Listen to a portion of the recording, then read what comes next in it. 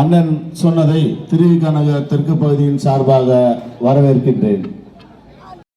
இந்த பகுதி வாழ் மக்களுக்கு அள்ளித்தந்த வள்ளலாக பவனி வந்து கொண்டிருக்கின்ற எங்களுடைய அரசியல் தலைவர், போற்றுவதற்குரிய எங்களை போன்ற கழக தொண்டர்களுக்கெல்லாம் பதவி தந்த அழகு பார்த்த எங்கள் ராயபுரத்தின் செல்லப்பிள்ளை மாண்புமிகு முன்னாள் அமைச்சர் அண்ணன் டி ஜெயக்குமார் அவர்களை இந்த நிகழ்ச்சிக்கு வருக வருக என்று அன்போடு வரவேற்று, நீங்க மக்களுக்கு தொந்தரவு கொடுத்தீங்கன்னா உங்களை கவனிக்க வேண்டிய விதத்தில் நான் கவனிப்பேன்னு சொன்னாங்க. எப்படிப்பட்ட தலைவர் பாருங்க.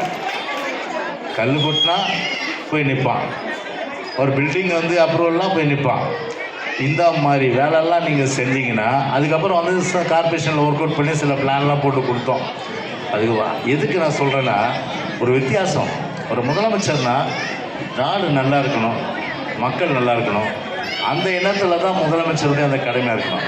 ஆனால் நாடு எக்கேடு போனால் என்ன, ஒரு வட்டச் செயலாளர் போய் நம்ம தொகுதியில் பார்த்தீங்களா, ஒரு ஆளுங்கட்சியினுடைய வட்டச் செயலாளர், அவர் பொண்டாட்டி கவுன்சிலர் அராஜகம் பண்ணி நாங்கள்லாம் கத்துற பிறகு தூக்கி உள்ளே போட்டாங்க. அது கூட ஒரு தடவை இல்லை, 2 தடவை 3 தடவை கட்சி விட்டு எடுக்கலை. ஒன்றா அப்படி வந்து பார்த்தீங்கன்னா இன்றைக்கி ஆளுங்கட்சி வந்து ஒரு அராஜகம் அத்துமீறி ஒரு அநியாயம் அட்டூழியம் பண்ணும்போது அதை வந்து ஒரு கண்டுக்காமல் இருந்தால் எப்படி வந்து பொதுமக்கள் இருக்கும்? இன்றைக்கி பார்த்தீங்கன்னா இன்றைக்கி வந்து ரோட்டில் வந்து ஒரு மாமல் சுண்டல் விற்கிறவங்கலேருந்து, ஒரு டீ கடையிலேருந்து, ஒரு ஃபாஸ்ட் ஃபுட்லேருந்து, அதே போல் எல்லா கடையிலையும் மாமல் வசிக்கிறதும். இன்றைக்கி எம்சி ரோட்டில் பார்த்தா ₹1 நம்ம கட்சிக்காரருக்கு யாராவது வசூல் பண்ணியிருப்பாங்களா? ₹1. ஆனால் இன்றைக்கி பார்த்தா ஒவ்வொரு துணி கடைக்கு பணம் வசூல் பண்ணுறாங்க. அதுக்குன்னு ஒரு ஆள் வந்துடுவாங்க. துணி கடை போட்டிருக்கியா, நீ வந்து ஒரு நாளைக்கு ₹100 கொடுக்கணும். அப்படி வந்து இன்றைக்கி வந்து கீழேருந்து மேலே வரையில, அதாவது கட்சிக்காரர்லேருந்து, கவுன்சிலர்லேருந்து, எம்எல்ஏலேருந்து, அமைச்சர்லேருந்து, அப்புறம் முதலமைச்சர் வரல, எல்லாம் பார்த்தீங்கன்னா முழுக்க தமிழ்நாட்டை வந்து ஒரு கொள்ளையடிக்கின்ற, மக்களை சூறையாடுகின்ற வேலை தான் செஞ்சிட்ருக்காங்க. சரி, நாட்டு மக்கள் இன்றைக்கி என்ன சுபிட்சமாக இருக்காங்களா? எவ்வளோ பெரிய அளவுக்கு இன்றைக்கி கஷ்டம் இருக்குது. இன்றைக்கி எவ்வளோ பெரிய கஷ்டம் இருக்குது. சொத்து வரி ஏற்றிட்டாங்க, வீட்டு வரி ஏற்றிட்டாங்க, மின்சார கட்டணம் என்ன சொன்னாங்க, ஒரு தடவை வந்து மாதத்துக்கு 2 பில்லு வந்து எடுக்கிறத நாங்கள் 1 பில் எடுப்பேன்னாங்க. ஆனால் இன்னும் அதை வந்து செய்யலை. தேர்தல் வாக்குறுதி வந்தவொடனே நீட்டில் வந்து கையெழுத்து போட்டு நீட்டை ஒழிப்பேனாரு, நீட்டை ஒழிக்கலை. அதுக்கப்புறம் வந்து டீசல் சப்சிடி, டீசலுக்கு மானியம் ₹4 லிட்டருக்கு தரேனாங்க. கொடுத்தாங்களா? ₹4 டீசலுக்கு ₹4 கொடுக்கல. சரி, படித்து முடிச்சுட்டு இது படிக்கிறதுக்காக கடன் வாங்கினாங்களா? அவங்க கடனெல்லாம் நாங்கள் தள்ளுபடி பண்ணுறேன்னாங்க. தள்ளுபடி பண்ணிட்டாங்களா? தள்ளுபடி பண்ணல. சரி, அதுக்கப்புறம் பார்த்தீங்கன்னா கேஸ் மானியம் ₹100 சிலிண்டருக்கு கொடுக்குறேன்னாங்க. கொடுத்தாங்களா? யாராவது ஒருத்தருக்கும் கேஸ் மானியம் யாருக்கும் கொடுக்கல. தேர்தல் வாக்குறுதி எடுத்தால் அத்தனையும் வந்து உலகத்திலே வந்து அண்ட புழுகு, ஆகாச புழுகு, ஜம்மு காலத்தில் வடிகட்டின புழுகு ஒரு சொந்தக்காரனா சாட்சா திரு ஸ்டாலின் தான். உலகத்தில் வேற புழுகுக்காகவே ஒரு ஆஸ்கார் அவார்டு கொடுக்குன்னா முதல் ஆஸ்கார் அவார்டு கொடுக்க வேண்டிய யாருன்னா ஸ்டாலினுக்கு தான் ஆஸ்கார் அவார்டே நம்ம வந்து கொடுக்கணும். கொஞ்சம் கூட வந்து ஒரு ஒரு படுக்கும்போது தான் சிந்திக்கணும், என்னடா இது, நம்ம குடும்பம் நல்லா இருக்குது, நம்ம சுற்றி இருக்கவங்க நல்லா இருக்காங்க, நாட்டு மக்கள் எவ்வளோ கஷ்டப்படுறாங்கன்றத தெரியாது. அவர் பார்த்தா டிவியில் வருவார் அடிக்கடி. பார்த்தா உங்கள் கனவை சொல்லுங்கள், நான் முத்துவேல் கருணாநிதி ஸ்டாலின் பேசுகிறேன். என்னமோ செத்து போன மாடல் அடிச்சுப்பாங்க தெரியுமா, அந்த மாதிரி அடிச்சுக்கிறாரு. உங்கள் கனவு சொல்ல, நம்ம கனவு என்ன? ஸ்டாலினே, நீ ஆண்டது போதும், மக்கள் மாண்டது போதும், நீ முதல்ல வீட்டுக்கு போ. அதுதான் நம்ம கனவு இல்லையா? என்ன, அதாவது ஒரு பொய், வாயெல்லாம் பொய், ஓட்டு அதை வாங்கி எப்படியாவது நம்ம உட்கார்ந்துன்ற அடிப்படையில் உதாரணத்துக்கு நான் சொல்கிறேன். உங்கள் கனவை சொல்லி இப்போ வந்து அரசு பணியாளர்களை முடுக்கி விட்டு வீடு வீடாக போய் ஒரு பெட்டிஷன் கொடுக்குறாங்க. அந்த பெட்டிஷனில் வந்து என்ன நீங்கள் எல்லாம் சொல்லலாம், வேலை வேணுமா வேலை, வீடு வேணுமா வீடு, கவலைப்படாதீங்கன்னு எழுதுனேன். நான் கேட்குறேன், இதே ராயபுரத்தில் சென்ட் ஆன்சி ஸ்கூலில் ஸ்டாலின் வந்தாரா இல்லையா? வந்தாரா இல்லையா? வந்தார். அப்படியே சப்பலாம் போட்டு உட்காந்தார். உட்காந்து கவலைப்படாதீங்க, நீங்களா இங்கே ஒரு பெட்டி வச்சுருக்குறேன், இந்த பெட்டியில் உங்களுடைய மனுவெல்லாம் கொண்டு வந்து போடுங்க. அந்த சாவி வந்து யாருக்கிட்டையும் நான் தரமாட்டேன், அந்த சாவியை நானே தான் வச்சுருப்பேன். அந்த சாவியை வந்து எடுத்துப்பேன்.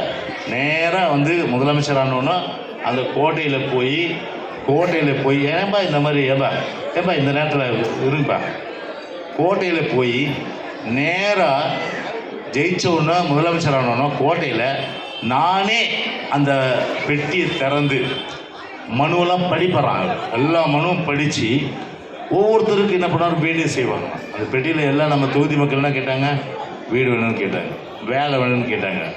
மாதந்தோறும் உதவித்தொகை இன்னைக்கு நிறுத்திட்டீங்க. கிட்டத்தட்ட எத்தனை பேருக்கு நம்ம வந்து வாங்கி கொடுத்தோம். நம்ம ராயபுரம் ரோடு சார்ந்தத்தில் வயசானவங்களுக்கெல்லாம் உதவித்தொகை கொடுத்த ஒரே அரசு நம்முடைய அம்மாவுடைய அரசு. அதெல்லாம் கிட்டத்தட்ட 40% கட் பண்ணிட்டாங்க. 40% கட் பண்ணிட்டாங்க. 40% கட் பண்ணாமல் உதவித்தொகை உங்களுக்கு தரேன்ட்டு அதெல்லாம் வந்து அப்படியே குப்பையில் தூக்கி போட்டு பத்திரிகைலாம் வந்தது. ஏற்கனவே வாங்கின மனு மீதே நடவடிக்கை இல்லை. இப்போ என்ன உங்கள் கனவை சொல்கிறேன்னு சொல்லிட்டு மக்களை வந்து ஏமாத்துறது. இப்போ வந்து 5000 ரூபா, அதாவது வந்து 3 மாதத்துக்கு 3000, வெயில் அடிக்குதான், வெயில் அடிக்கிறதுக்கு 2000 ரூபா. நான் கேட்குறேன், இந்த வருஷம் தான் வெயில் அடிக்கல, ஏப்ரலில் 4 வருஷம் வெயில் அடிக்கலையா? 4 வருஷமே வெயில் அடிக்கலையா? அப்போ 4 வருஷம் வெயிலும் சேர்த்து கொடுக்க வேண்டியதானே. நானே தேர்தல் வருது, ஓட்டு வாங்கணும், அதுக்காக வந்து இப்படி பொய் சொல்லி அரசு கருவூலத்தை கஜானாவை காலி பண்ணி ஒட்டுமொத்தமாக எப்படியாவது நம்ம வந்து வந்துடலாம்னு நினச்சா அந்த உள்நோக்கம் என்ன? உண்மையிலே கொடுக்குன்ற அந்த மனசு கிடையாது. உங்கள்கிட்ட இருந்த ஓட்டு வாங்கினதான். சரி, உங்ககிட்ட இருந்து ஓட்டு வாங்குறதுக்கு பணம் வந்து கொடுக்குறாருன்னா யார்? அவங்க அப்பா வீட்டு பணம் எடுத்து கொடுக்குறாரு அவரு. நீங்கள் கொடுக்குற பணம், அது நீங்கள் கொடுக்குற பணம். சரி, நீங்கள் கொடுக்குற பணம் நான் 100 ரூபா கொடுத்தேன்பா, எனக்கு ஒரு 90 ரூபாய்க்கு கொடுத்தா கூட பரவாயில்ல. நான் 100 ரூபா கொடுத்தேன் கவர்மெண்ட்டுக்கு, ஆனால் 10 ரூபா கொடுக்குறியப்பா, நியாயமாப்பாண்ணா? இது நியாயமான கேள்வியா இல்லையா? சொல்லுங்கள், நியாயமான கேள்வி இல்லையா? நியாயமான கேள்வி இல்லையா? எப்படி கணக்கு போட்டுங்க. அப்போ வந்து விலைவாசி ஏறி போச்சு. அதை கட்டுப்படுத்துறதுக்கு இந்த துப்பு கட்ட கவர்மெண்ட்டுக்கு அறிவும் கிடையாது, ஒன்றும் கிடையாது. 2வது கரண்ட் பில்லு, அது ஏறிச்சா இல்லையா? அது கிட்டத்தட்ட 2 மாதம் கிட்டத்தட்ட பார்த்தா ஷாக் அடிக்கிற அளவுக்கு கரண்ட் பில் ஏறி போச்சு. சரி, அது பக்கம் ஒரு சொத்து வரி அது ஏறி போச்சு, வீட்டு வரி அது ஏறி போச்சு, டீ சாப்பிட்ற பால், குழந்தைங்க சாப்பிட்ற பால் அதையும் கூட ஏற்றி விட்டுட்டீங்க. சரி, இதெல்லாம் கணக்கு போட்டால் உங்ககிட்ட இருந்து ஒவ்வொரு குடும்பத்திலையும் 20,000 ரூபாயிலிருந்து 25,000 ரூபாய் மாதம் பிடிங்கிருக்காங்க. நல்ல கணக்கு வச்சுங்க. 20,000 ரூபாயிலிருந்து 25,000 ரூபாய் பிடிங்கிட்டு உங்களுக்கு எவ்வளோ தராங்க? 2,000 ரூபாய் இல்லையா, 1000 ரூபாயா மாதம்? அது கூட 1000 ரூபா வந்து எப்போனா 1000 ரூபாய் எப்போ? 2000 நான் வந்து ஆட்சிக்கு வந்தவுடன் குடும்ப தலைவிகளுக்கு, குறிப்பாக 2 கோடி குடும்ப அட்டைதாரர்களுக்கு, 2 கோடி குடும்ப அட்டைதாரர்களுக்கு மாதம் 1000 ரூபா கொடுப்பேன் நான். சரி, வந்தவொன்னே 2021 வந்தவொன்னே கையெழுத்து போட்டு மாதம் 1000 ரூபா கொடுக்க வேண்டியதானே. 2021 கொடுக்கல, 2022 கொடுக்கல, 2023 கொடுக்கல, 2024 என்ன வந்தது? அப்போ என்ன வந்தது? தேர்தல் வந்தது. தேர்தல் வந்தோன்னா தான் தோற்று போயிடுவோம் நம்ம அப்படின்னு சொல்லி 2 கோடி பேருக்கு பதில் 1 கோடி பேர் கொடுத்தாரு. 1 கோடி பேருக்கு கொடுத்து அந்த ஒரு 3 வருஷம் கொடுக்கல. நான் கேட்குறேன், 3 வருஷம் கொடுத்துருக்க வேண்டியதானே? கொடுக்கல. சரி, இப்போ விட்டு போனவங்களுக்கு பார்த்தீங்கன்னா 31 லட்சம், அப்போ அதுவும் கொடுத்துருக்கீங்க. அதுவும் எப்போ கொடுத்தீங்க நீங்கள்? இப்போ தேர்தல் வர்றதுனால 31 லட்சம் பேருக்கு இப்போ நீங்கள் கொடுத்துருக்கீங்க. ஏன் இதே வந்து 2021 2023 நீங்கள் கொடுக்கும்போதே அப்போ கொடுத்துருக்கலாம்ல, அதுவும் கொடுக்கல. சரி, கோடை காலத்துக்கு பணம் கொடுத்தீங்கன்னா இந்த கடந்த காலத்தில் ஒட்டுமொத்தமாக 5 வருஷத்தில் வெயில் வந்தது, அதையும் சேர்த்து கொடுக்க வேண்டியதானே, அதையும் சேர்த்து கொடுக்கல. ஆனால் ஒன்று மட்டும் சொல்கிறேன், பொதுச் செயலர் பொறுத்தவரையில் 10,000 ரூபாய் அனௌன்ஸ் பண்ணியிருக்காரு. நான் உறுதியாக சொல்கிறேன், இவங்கள மாதிரி 4 பேருக்கு நலத்திட்டம் கொடுத்து உதவி கொடுத்துட்டு ஓடுற இயக்கம் அதிமுக இயக்கம் கிடையாது. இவங்கள மாதிரி பார்த்தீங்கன்னா ஒரு அரசு திட்டத்தை வந்து அவங்களுக்கு வேண்டியவங்களுக்கு மட்டும் கொடுத்துட்டு மீதி பேருக்கு அல்வா கொடுக்குற கட்சி அனைத்து இந்திய அண்ணா திராவிட முன்னேற்ற கழகம் கிடையாது. குண்டூசி கொடுத்தா கூட சரி, எல்லா குடும்பங்களுக்கும் போய் சேர வேண்டும் என்ற வகையிலே வந்து செயல்படுகின்ற ஒரு இயக்கம் அது அனைத்து இந்திய அண்ணா திராவிட முன்னேற்ற கழக இயக்கம். அதான் நம்ம தம்பிங்களாம் சொன்னாங்க, கொரோனா காலத்தில் எப்படி செயல்பட்டோம். அதாவது உணவு, அதுக்கு கிட்டத்தட்ட 25 லட்சம் ரூபா. அது வந்து இப்போ என்னுடைய வந்து ஒரு பர்சனல் எக்ஸ்பெண்டிச்சர்லாம் நான் செலவு பண்ணேன். அது அம்மா உணவு செய்கிறேன். அம்மா உணவத்தில் இன்றைக்கி ஆளை குறைச்சிட்டாங்க. போனால் பூரி இல்லை, சப்பாத்தி இல்லை, வெரைட்டி ரைஸ் கிடையாது, இட்லி கிடையாது, எது கிடையாது, போர்டு மட்டும் இருக்குது. ஏதோ நாங்கள் கத்தாலும் அந்த இது அம்மா உணவு நிற்குதுலாம் அதையும் மூடிட்டு இருப்பாங்க. இதை அந்த மாதிரி அம்மா மருந்துக்கும் க்ளோஸ் பண்ணிட்டாங்க. அது ரொம்ப வந்து ஒரு மலிவு விலையில் கிடச்சிது, அதை க்ளோஸ் பண்ணிட்டாங்க. அம்மா சிமெண்ட் வீடு கட்டினா உங்களுக்கு வந்து மலிவு விலையில் சிமெண்ட் கிடைக்கும். அந்த அம்மா சிமெண்ட்டையும் அதை வந்து க்ளோஸ் பண்ணிட்டாங்க. அது இப்படி அம்மாவுடைய திட்டங்கள் எல்லாம் க்ளோஸ் பண்ணிவிட்டு தாலிக்கு தங்க அந்த திட்டம் என்ன பண்ணுச்சு சொல்லுங்கள். இன்றைக்கி விலை எவ்வளோ கல்யாணத்துக்கு போகிறேன் நான், நல்லது கெட்டதுலாம். கிட்டத்தட்ட வந்து இந்த ஜனவரி மாதம் தை மாதம் பிறந்தது. இப்போது 21, 22 இந்த 3 நாள் 21, 22 சரியான முகூர்த்தம். மொத்தம் நான் கிட்டத்தட்ட பார்த்தீங்கன்னா ஒரு 300 திருமணங்கள், அதே போல் சீமந்தம், அதே போல் பெயர் சூட்டு விழா, காது குத்து விழா, இப்படி வந்து மூக்குத்துற விழா, எல்லா விழாவுக்கும் போகிறோம். இப்போ இருக்க எம்எல்ஏ எங்கேயாவது பார்த்துருப்பீங்களா? நீங்கள் பார்த்துருக்க மாட்டேங்கிறீங்க, புரியுதுங்களா? அவருக்கு தெரிஞ்சதெல்லாம் நம்ம தம்பி ஜெகதீஷ் சொன்னால் ரியல் எஸ்டேட் தான் தெரியும். கிருஷ்ணா தேட்டராண்ட எவ்வளோ பெரிய பில்டிங்கு. நீ அதே கிருஷ்ணா தேட்டர் பார்த்துட்டு மூலக்குத்துறது பாருங்கள். ஏழையின் சிரிப்பிலே இறைவனை காண்போம் என்று சொல்லி குடிசைகள் இருப்பின கோபுரத்தில் ஏற்றிய இயக்கம் அது அனைத்து இந்திய அண்ணா திராவிட முன்னேற்ற கழக இயக்கம். மூலக்குத்தில் போய் பாருங்கள், கிட்டத்தட்ட 1000 குடியிருப்பு. எம்எஸ் நகர் அதை இடிச்சுட்டு பிரமாண்டமாக கட்டினோம். அதுக்கப்புறம் இங்கே எங்கள் நம்ம இதுக்கு இது நம்ம இது என்ன ஆடு தொட்டியில் கரிமேடு காலனி, இந்த மாதிரி என்னால் வரிசைப்படுத்த முடியும். நான் கேட்குறேன், டிஎம்கே இருந்தாலும் சரி, இல்லை இப்போ இருக்க சட்டமன்ற உறுப்பினர் சரி, அவரும் நானும் போகிறோம் சரிதானே. நான் தைரியமாக எல்லா இடத்துக்கும் போக முடியும், அவரால் தைரியமாக எல்லா ஸ்லம்க்கும் வர முடியுமா? கேட்போம். என்ன துப்புவாங்க? காரி துப்புவாங்க. இது வரையில் நான் சொல்கிறேன், இது 8வது எலெக்ஷன். ஆனால் 8 எலெக்ஷன் போது கிட்டத்தட்ட மக்களை சந்திச்சிருக்கேன். 96 தோத்த வெற்றி தோல்வி சகஜம், அதை பற்றி நான் கவலைப்படுறது கிடையாது. சொல்லுறேன், வெற்றியை கொடுக்குறீங்க, வெற்றியை ஒரே கை தான், தோல்வி கொடுக்குறீங்க அதுவும் ஒன்று தான். அதாவது கண்ணவன் சொல்கிறது, அதாவது என்ன சொல்கிறது, ஒரு பாட்டு அது பின்னாடி சொல்கிறது மறந்து போச்சு. அது அந்த மாதிரி அது மயங்கிற ஆள் கிடையாது. வெற்றிக்கு மயங்கிறதும் தோல்விக்கு தோல்றதும் கிடையாது. நம்முடைய குழந்தைய தூக்குறோம், குழந்தை மாரில் இடிச்சிச்சுன்னா அதுக்காக குழந்தைய கோச்சிக்க முடியுமா? அது கண்டிப்பாக கோச்சிக்க முடியாது. அந்த நேரத்தில் ஒரு முடிவு எடுத்தாங்க. ஆனால் அது எப்போதுமான அந்த முடிவு கிடையாது. அது மட்டும் நிச்சயமாக தெரியும்.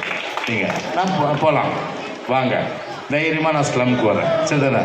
இப்போ இருக்க எம்எல்ஏ வர்றது எல்லா ஸ்லம்க்கும் வர சொல்லுங்கள், என்னோட சரி வர சொல்லுங்கள்.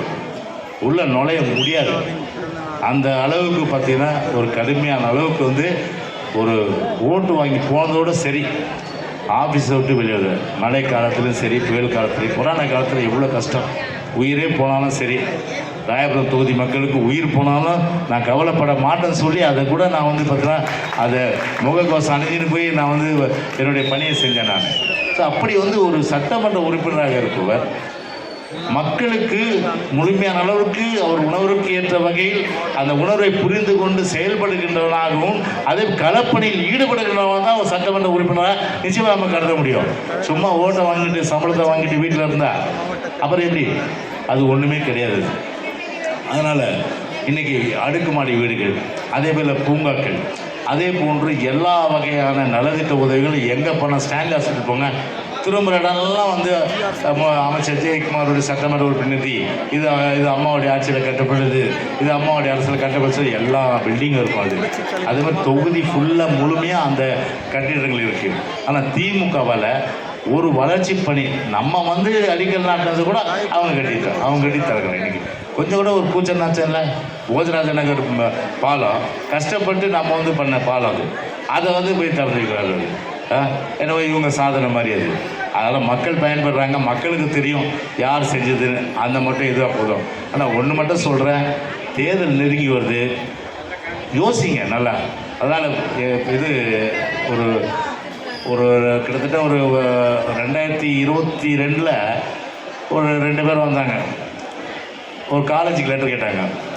நான் சொன்னேன், காலேஜுக்கு நான் லெட்டர் தந்துடுறேன், நீங்கள் வாங்கிட்டு போங்க. நான் கேட்டேன், இப்போ இருக்க எம்எல்ஏ கிட்ட போய் நீங்கள் லெட்டர் வாங்கினா அதுவும் நல்லா இருக்குண்ணே. எங்கள் எம்எல்ஏ யாருன்னே தெரியாது சார்ட்டாங்க. எனக்கு தெரிஞ்சதெல்லாம் நீங்கள் லெட்டர் கொடுத்தா போதும் சார், கொடுத்துருவாங்கண்ணே. சரி நீங்கள் வந்தனால நான் லெட்டர் கொடுத்துட்றேன். சரி நான் லெட்டர் கொடுக்குறேன். ஒரு அடையாளம் வந்து ஒரு ஜெயக்குமார் ராயபுரம் போது தமிழ்நாடு முழுவதும் அது தெரிகிற அளவுக்கு அம்மா என்னை வந்து உருவாக்கி இருக்கிறாங்க. இங்கேருந்து நீங்கள் கன்னியாகுமரி போனால் கூட எங்கேருந்து வரீங்கன்னு கேட்டால் ராயபுரத்தில் இருந்தால், யார் ஜெயக்குமார் தொகுதியா நீங்கள் உட்காருமா, உங்களுக்கு நாங்கள் வந்து என்னென்ன தேவையோ செய்கிறேன்னு சொல்லுவாங்க. அது ஒரு மரியாதை, ஒரு முகம் இருந்தது, ஒரு ஒரு ஒரு அடையாளம் இருந்தது. ஆனால் இப்போ போய் நீங்கள் சொல்லுங்கள், போமா நீங்கள் முதல்ல வெளியில் போமா, அப்படி தான் சொல்லுவாங்க. அது அந்த முகமே போயிடுச்சு. அப்படி வந்து ஒரு ஒரு தொகுதியினுடைய ஒரு முகம் அப்படின்ற அளவுக்கு வந்து ஒரு பிம்பமே கிடையாது. யார் எம்எல்ஏன்றது கூட தெரியாத அளவுக்கு இருக்குது. இன்றைக்கும் பார்த்தீங்கன்னா வந்து பொதுமக்கள் மத்தியில் ஆட்சியில் இருந்தாலும் சரி இல்லாவிட்டாலும் சரி, எம்எல்ஏவாக இருந்தாலும் சரி இல்லாவிட்டாலும் சரி, அமைச்சராக இருந்தாலும் சரி இல்லாவிட்டாலும் சரி, மக்களை மறக்காத ஒரே இயக்கம் அது அனைத்து இந்திய அண்ணா திராவிட முன்னேற்ற கழக இயக்கம் தான். மக்கள்கிட்டருந்து என்னை பிரிக்க முடியாது. என்னை சார்ந்தவங்க கூட கேட்டாங்க, அவ்வளோ செஞ்சீங்களே நீங்கள் கொரோனா காலத்தில் இல்லை, அப்புறம் தம்பி சொன்ன மாதிரி 2000 ரூபா, இப்போ வந்து 2000 ரூபான்றது பெரிய விஷயம் இல்லை. ஆனால் எவ்வளோ பெரிய தாய் உள்ளம் பாருங்க அம்மாவுக்கு. 2005 மழை வருது, 2000 ரூபா குடும்பத்துக்கு கொடுத்த ஒரு தலைவி நம்முடைய புரட்சி தலைவி அம்மா. அப்போ வந்து நம்ம லோட்டஸ் தாமஸ் வந்து ஆஃபீஸில் கொடுத்துட்டே இருக்கேன். அப்போ கலெக்டரு சார் இது வந்து காக்கி கார்டு போலீஸ் கார்டு கொடுக்க முடியாது, சக்கரை கார்டு வெள்ளை கார்டு கொடுக்க முடியாது. நான் சொல்லிட்டேன், எங்கள் தொகுதியில் வெள்ளை கார்டோ சக்கரை கார்டோ காக்கி கார்டோ எல்லா கார்டுக்கும் 2000 ரூபா உண்டு. அதுதான் வந்து ஒரு புத்திசாலி, ஒரு உறுதியான, மக்களை நேசிக்கின்ற ஒரு எம்எல்ஏ செய்கிற ஒரு செயல். ஆமாப்பா என்ன பண்ணுறது, சட்டம்பா உங்களுக்கெல்லாம் கிடையாது அப்படின்னு சொல்லிட்டு போகலாம். ஆனால் அதை வாதாடி போராடி பெற்றுத்தர பற்றியா அவன் தான் மக்களுடைய நண்பனாக நிச்சயமாக இருக்கிறான். அப்படி ஒரு சில உதாரணம் சொல்கிறேன். அந்த மாதிரி நிறைய வந்து என்னால் வந்து சொல்ல முடியும், புரியுதுங்களா? அப்படி வந்து இப்போ கூட நான் சொல்கிறேன், இப்போது ஸ்டாலினாவது பார்த்தீங்கன்னா வந்து 10,000 ரூபா ஒரு கல்யாணத்துக்கு நிறைய போனேன். நான் கல்யாண விஷயம் சொல்ல மறந்துட்டேன். ஒரு +2 நான் போகும்போது கேட்பேன், நிறைய கல்யாணத்துக்கு போகிறேன், மணமகளை கேட்பேன், என்னம்மா படிச்சிருக்கீங்க? நான் டிகிரி முடிச்சிட்டேன், அது ஐடியில், அதே போல் பிஇ முடிச்சேன். சரி இப்போ நீங்கள் எப்படி ஃபீல் பண்ணுறீங்கன்னு கேட்பேன். அதாவது வந்து அம்மா இருந்தால் வந்து உங்களுக்கு தங்கம் கிடச்சிருக்கு. நிஜமாக சார், அம்மா இருந்தால் எங்களுக்கு தங்கம் வைக்கிற விலையில் 1 சவரம் கொடுத்துருப்பாங்க, எங்களுக்கு 50,000 ரூபா கொடுத்துருப்பாங்க எனக்கு.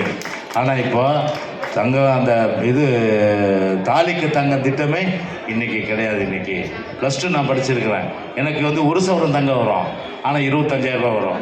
அதை நிறுத்திட்டாங்க. நான் கேட்குறேன், நம்ம தொகுதியில் எவ்வளோ பேருக்கு அம்மாவுடைய ஆசையோடைய இந்த கையால் எவ்வளோ பேருக்கு தங்கம் கொடுத்துருப்போம் சொல்லுங்கள்? எவ்வளோ பேர் தங்கம் வாங்கியிருக்காங்க? கை தூக்குங்க. பாருங்கள், இங்கேயே வாங்கியிருக்காங்க. இப்போ உதாரணத்தை சொல்கிறேன்.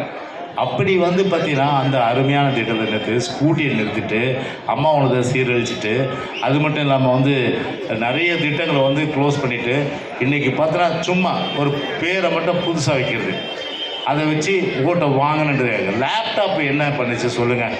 லேப்டாப்பை பொறுத்தவரையில் எப்போம்மா கொடுப்பாங்க? அம்மாவை பொறுத்தவரை +2 கொடுத்தாங்க. அப்போ நம்மளோட நோக்கம் நான் கெட்ட என்னதுதா? படிக்கணும் பிள்ளைங்க, அதுக்கு +2 படிக்கிறதுக்கு ஓட்டு கிடையாது அதுக்கு. அது அப்போ அம்மா வந்து சுயநலமாக வந்து டிகிரி அது முடிக்கும் போது கொடுத்துருக்கலாம். ஆனால் அம்மா வந்து ஓட்டை கிடைக்கல. அடுத்த சந்ததியினர் வந்து படிக்கணுன்றதுக்காக கணக்கு வைத்து அந்த லேப்டாப்பை கொடுத்தாங்க. அந்த லேப்டாப்பை அம்மா கொடுத்து கொரோனா காலத்தில் நிறைய பேருக்கு அது யூஸ் ஆச்சு. அம்மாவுக்கு தெரியாது கொரோனா வரன்ட்டுன்னு. ஆனால் கொரோனாவில் அந்த லேப்டாப் தான் நிறைய பேர் ஆன்லைன் கிளாஸ் வந்து நிறைய பேர் வந்து அதை படித்தாங்க. ஆனால் ப்ளஸ் டூ மாணவர்களுக்கு கொடுத்தாங்க. அவங்க ஓட்டு கிடையாது, ஏன்னா அறிவு வளர்க்கணும்னு கொடுத்தாங்க. ஆனால் ஸ்டாலின் எவ்வளோ பெரிய அளவுக்கு வந்து ஒரு ஓட்டை வாங்கணும், எப்படியா ஜெயிக்கணுன்றதுக்காக அதுவும் வந்து 4 வருஷமாக கொடுக்கல. இந்த 5ஆவது வருஷம் சாகும்போது சங்கரான்னு சாவோம் பற்றியா, அந்த மாதிரி இந்த ஆட்சி முடிகிற தருவாயில் எல்லா மாணவர்களுக்கும் லேப்டாப் யார் கொடுத்த? படித்து முடித்தவங்களுக்கு லேப்டாப்.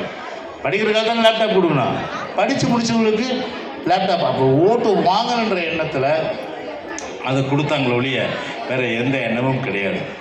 சரி, தேர்தல் வாக்குறுதியாக நிறைய நிறைவேற்றலை. இந்த 1000 ரூபாய் நீங்கள் வந்து எப்படி கொடுத்தீங்க? 3 வருஷம் பொறுத்து கொடுத்தீங்க. இப்போ கோடைக்காலம் கொடுத்தீங்க, முன்னாடி கொடுக்கல. ஆனால் இப்போது எங்களை பொறுத்தவரை நான் சொல்கிறேன், எப்படி வந்து எல்லா குடும்பத்துக்கும் விடுபடாமல் கொரோனா காலத்துலேயும் சரி, அதே போன்று மழை காலத்துலேயும் சரி, 2005 வெள்ள காலத்துலேயும் சரி, வீடு விடாமல் எல்லா உதவி கிடைத்ததோ அதே போல் உறுதியாக சொல்கிறேன், நம்முடைய ஆட்சி அமைந்த உடன் எல்லா குடும்பத்துக்கும் எவ்வளோ வரும்? சத்தமாக சொல்லுங்கள், எவ்வளோ? என்ன தூரம் சொல்லுங்கள்? 10,000 ரூபாய் எல்லா குடும்பம். அதாவது இவங்கள மாதிரி நம்ம தொகுதியில் 50,000 கார்டு இருக்குது. 10,000 கார்டு கொடுத்துட்டு 40,000 கார்டுக்கு இல்லைன்னு சொல்ல மாட்டோம். 50,000 கார்டுக்கு 10,000, ஓகேவா? அதை வாங்கி தர பொறுப்பு ஜெயக்குமாருடைய பொறுப்பு. யார் பொறுப்பு? யார் பொறுப்பு? பின்னாடி சொல்லுங்க. ஆட்சி அமைந்த உடனே எவ்வளோ? 10,000. அப்புறம் மாதம் எவ்வளோ? மாதம் படித்து முடிச்சவங்களுக்கு எவ்வளோ? படித்து முடிச்சவங்களுக்கு எவ்வளோ? 2,000 ரூபாய். அப்புறம் கேஸ் சிலிண்டர் எத்தனை வருஷத்துக்கு? 3. பரவாயில்ல, நல்ல மனசில் பதிஞ்சிச்சு. இதை மறந்துடாதீங்க இல்லையா? அப்படியே ஞாபகம் வச்சுங்க, ஓட்டை போடுங்க. கண்டிப்பாக வந்து பார்த்தீங்கன்னா நம்ம கவர்மெண்ட் வந்தவுடனே முதல்ல இந்த காரியம் எல்லா நிகழ்ச்சிகளும் உங்களுக்காக நான் நிச்சயமாக செய்வேன். ஓகே, நன்றி, வணக்கம். நம்ம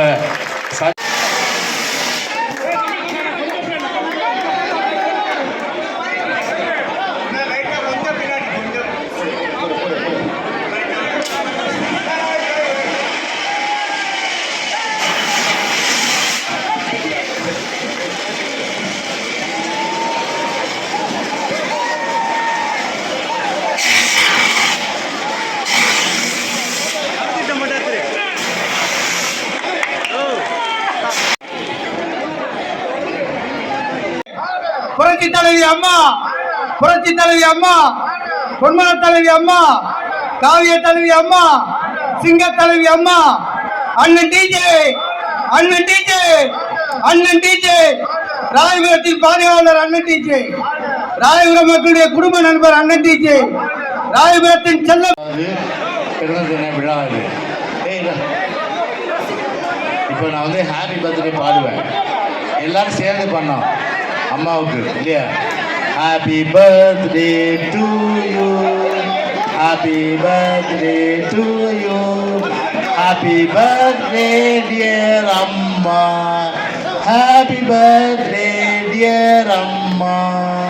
தேங்க்யூ.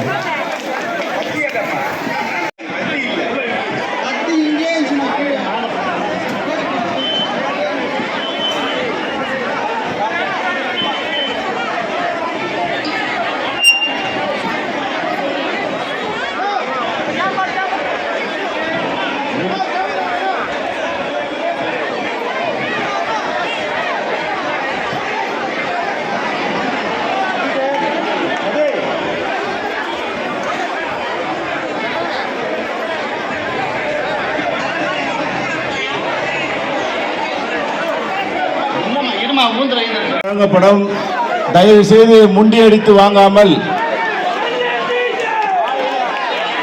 வாழ்க வாழ்க வாழ்க வாழ்க வாழ்க வாழ்க